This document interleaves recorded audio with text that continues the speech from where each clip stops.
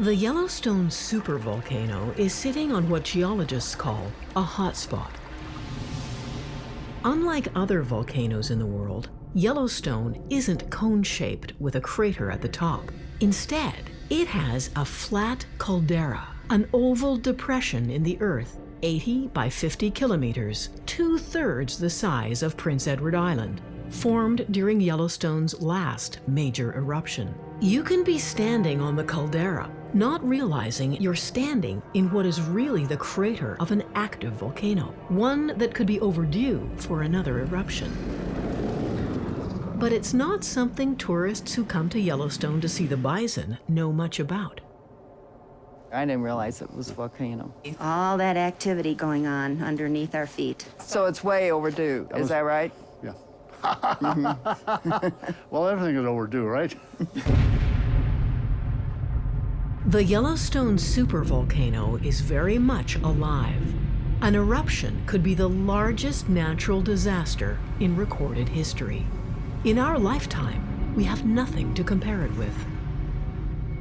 The Icelandic volcanic eruptions in 2010 and 2011 grounded flights around the world and cost the airline industry billions.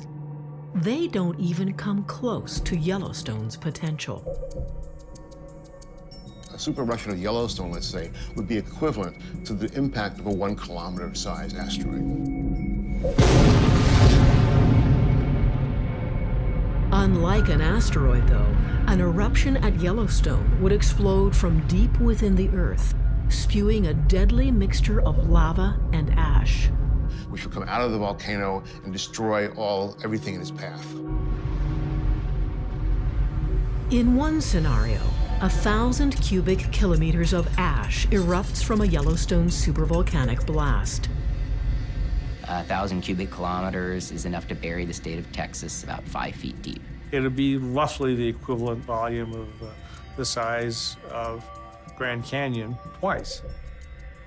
And it won't just be ash. This is a bomb. This is a bomb actually from Mount St. Helens, 1980 eruption. And when you're fairly close to the volcano and you get big glops of magma, lava that end up in the air, then they cool literally in the air and then come down as a big, heavy, solid chunk. In the case of Mount St. Helens, some of these bombs were this big or this big, but we've certainly seen in other places bombs that are as large as a house.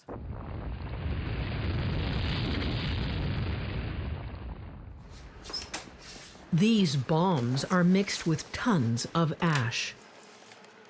University of Toronto geologist John Westgate tracks ash samples from around the world.